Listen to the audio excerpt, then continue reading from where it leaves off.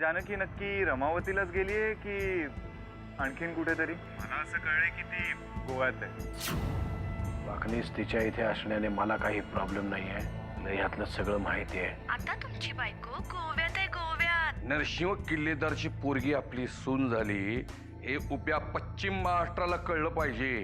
पश्चिम महाराष्ट्र म्हणजे नरसिंहाचा बाले किल्ला. विचारायला फोन केला होता की कशी आहे आता ती. जानकीची आहे, तिला काय झालं?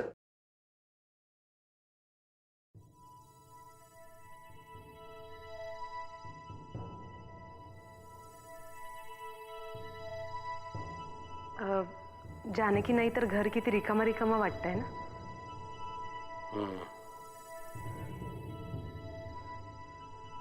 काय झालं? कसला एवढा विचार करताय? विचार विचार करून करून आता तो विचार असह्य होऊ लागलाय मला. इफ यू डोंट माइंड, मी तुमची काही मदत करू शकते?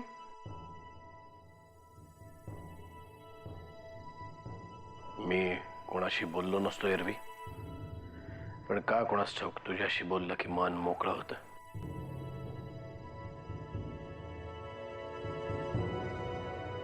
अहो मग सांगा ना मला, काय झालं एवढं?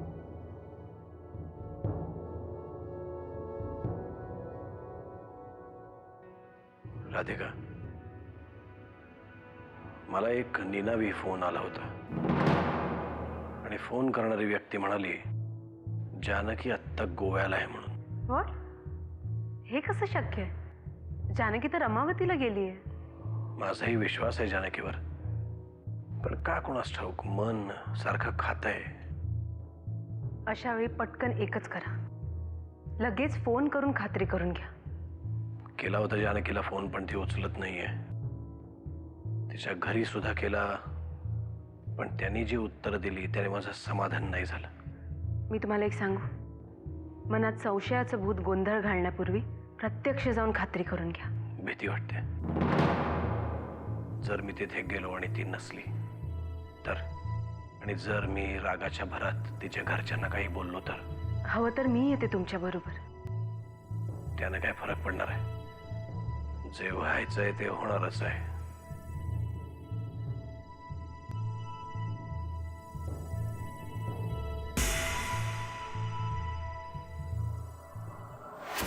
दरवेळी जानकीच्या बाबतीतली कोणतीही बातमी हा आर्यन मलाच का देतोय? नक्की त्याच्या मनात आहे तरी काय? त्याला नरसिंह भाऊजींचा राग आहे का जानकीचा? पाणी कुठंतरी चांगलंच मुरतंय, पण नक्की मुरतंय तरी कुठं? आणि जानकीबद्दल एवढं सगळं कळूनही भाऊजी शांत का? कोणाचं काही कारण असो, पण या सगळ्याचं मूळ जानकीपाशीच निघतंय. आणि शेवट आर्यनच्या मनात.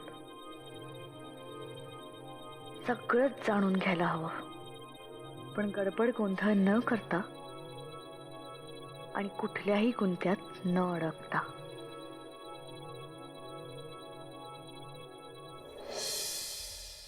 आज खूप दिवसांनी स्वतःहून माझ्याशी बोलायला आलात. बरं वाटलं. बोला. वामनराव, सध्या काय चाललंय याची कल्पना आहे का तुम्हाला? का? काय झालं? साहेबांचं काहीतरी बिनसलंय असं तुम्हाला नाही वाटत?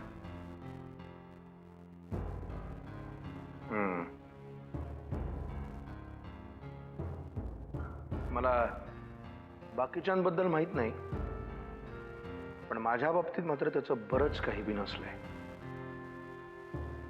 वामनराव, हा झाला आपल्या घरातील अंतर्गत वादाचा प्रश्न. पण साहेबांच्या या अस्वस्थपणाचा परिणाम त्यांच्या सामाजिक आणि राजकीय आयुष्यावर सुद्धा होऊ लागलाय.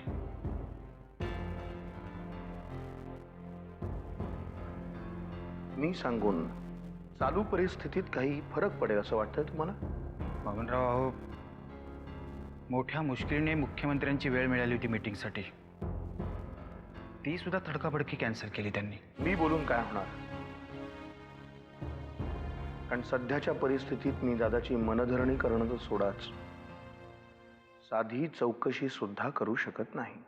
तुम्ही साहेबांशी बोलू नका, पण बाकी काही लोकांशी तर बोलू शकता. बाकी काही लोक म्हणजे कोण? कारण काय आहे, सध्या मी फक्त गणेशशी बोलू शकतो.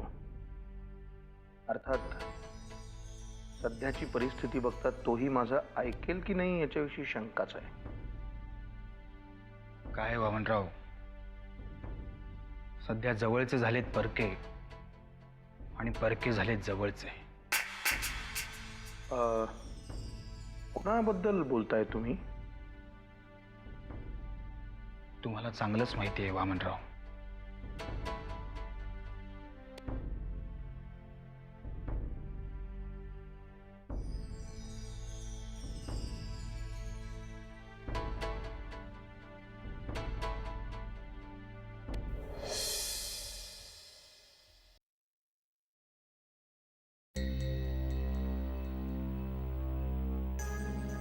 वाचन चाललंय वाटतं.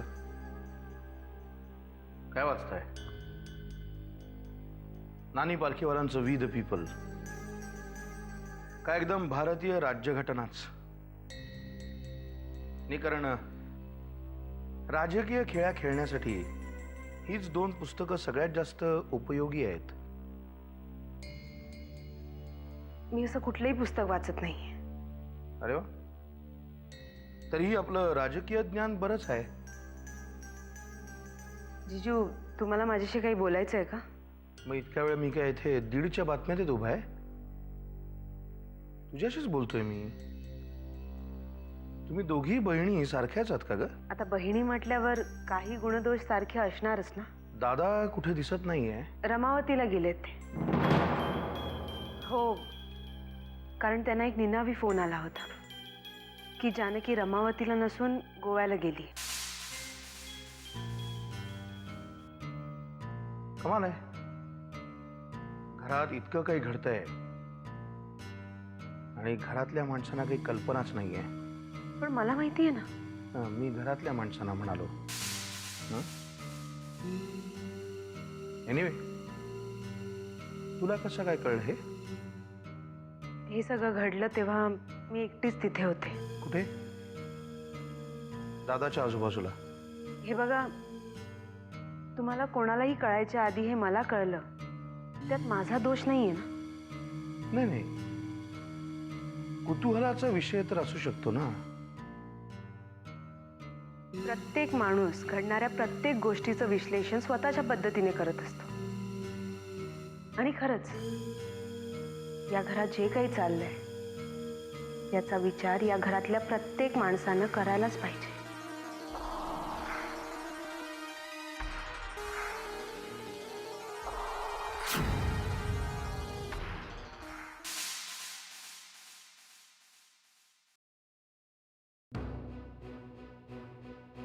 पोरीनं समजा घोळ घातले तर तिच्या ह्या ड्रायव्हरनं सकाळपासून 10 वेळेला मला विचारलं, बाईसाहेब कुठे आहे, बाईसाहेब कुठे आहे. तर काय सांगू मी त्याला म्हणाव तुझं तू काम कर की. तुला कशा पाहिजे तू चौकशा? आता बघ, या ड्रायव्हरला कळलंय, उद्या अख्ख्या गावाला कळेल. सगळी बातमी मुंबईला पोचली तर काय करणार आपण?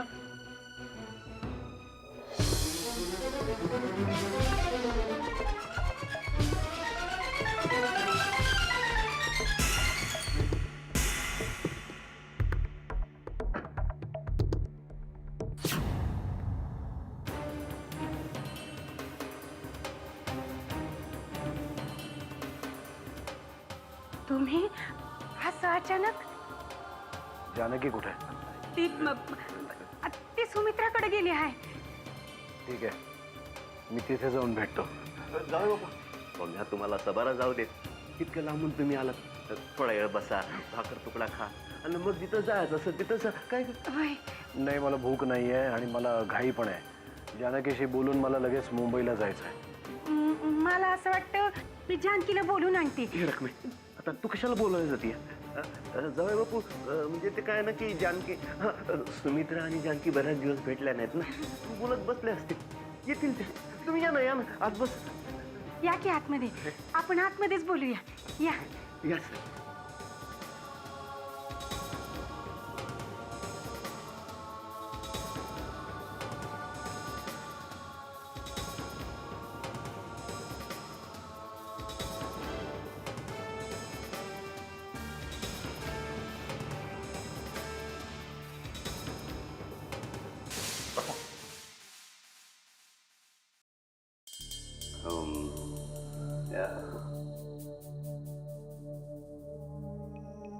ये रकमे नुसती उभी काय जेवण कर जा. मी सांगितलं ना तुम्हाला, मला खरंच भूक नाहीये. तुम्ही काय म्हणत होतात, काय बोलायचंय तुम्हाला? ते मी होय तुम्ही जेवणार नसाल तर निदान चाय तरी घेऊन जाल ना. एवढा आग्रह करताय तर घेईन चहा, पण प्लीज जरा माझी घाई समजून घ्या. आणि जानकी सुमित्राकडेच गेले ना, फोन लागेल तिचा, मी फोन करतो.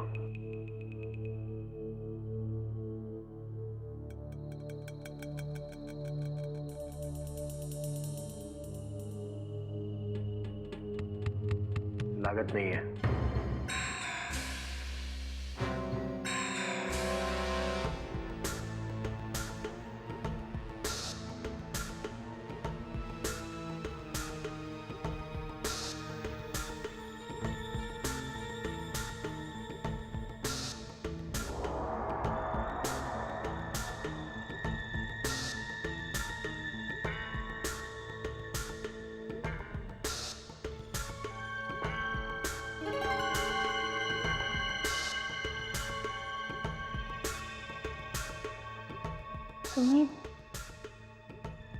तुम्ही केव्हा आला? येण्याआधी फोन करायचा होतात ना. पण तू सुमित्राकडे गेली होतीस ना?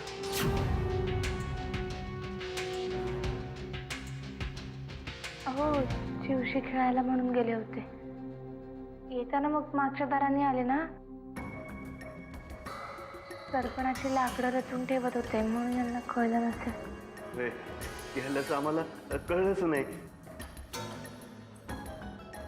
ही पोरी तू उभी काय जा पटकन चाय टाक. आता चहा नको, जेवणच जातील ना हे. होय की, मी जेवणाचं बघते.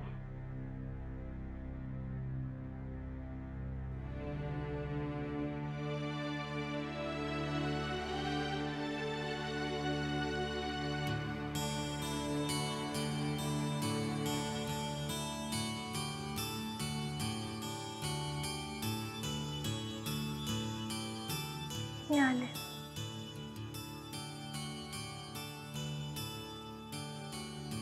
बसा.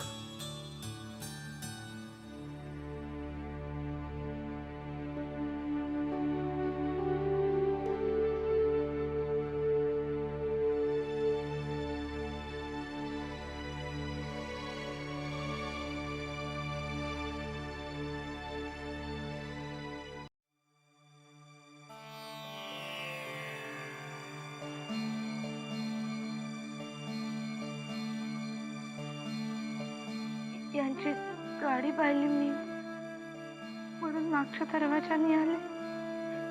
जानकी, तू नक्की कुठं गेलतीस?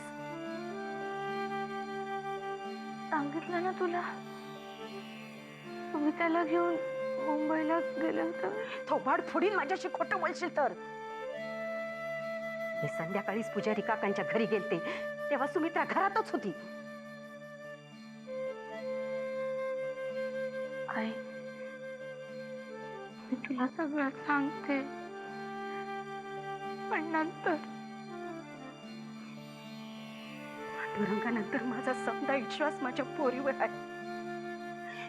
पण जर का तुझ्या हातून काही वाईट वंगाळ घडलं तर माझ्या गळ्यात धोंडा बांधून मी विहिरीत जीव देऊन लक्षात ठेव.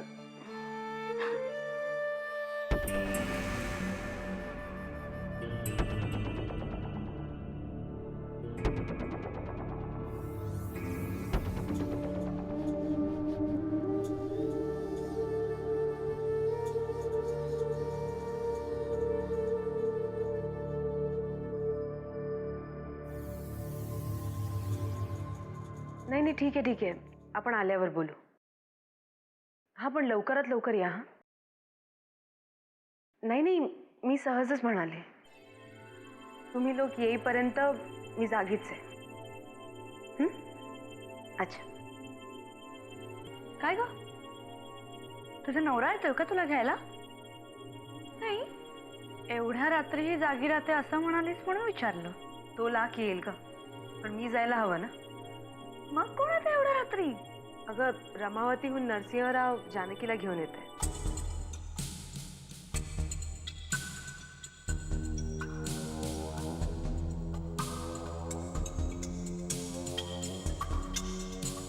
काय? अगं हो, जानकी रमावतीला गेली नाही का? हो, इव्हाना निघाले पण असतील. हां, निघाले पण असतील. चल, मी जाते झोपायला. Good night. Good night.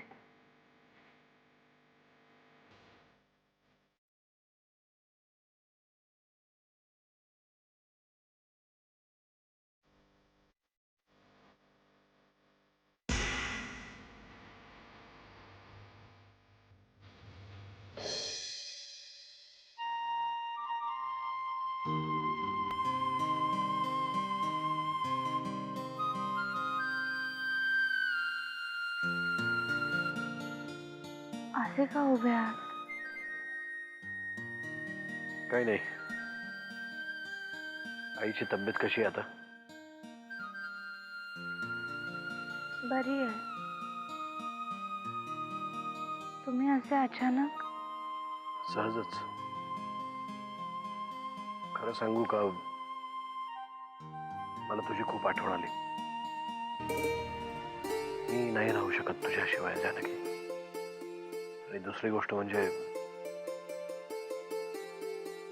माफ कर मला.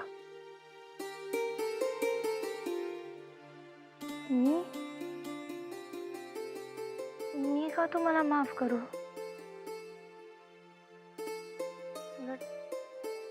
उलट माफी तर मला तुमची मागितली पाहिजे. तुला नाही कळणार जानकी. आज मी जी चूक केली आहे त्यासाठी मी स्वतःला कधी माफ नाही करू शकणार. नातेसंबंध हे विश्वासावर टिकून असतात. नक्की काय झालंय तुम्हाला? काय नाही जानकी, जर आईची तब्येत ठीक असेल तर तू माझ्याबरोबर चल. ठीक आहे, आले.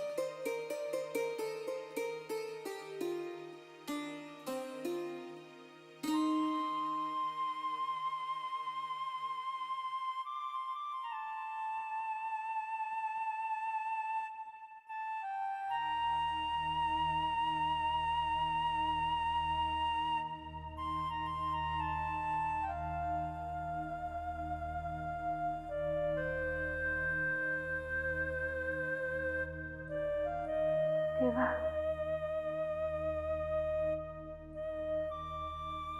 काही कारण नसताना आज मी यांच्याशी खोटं बोलले, आईशी खोटं बोलले.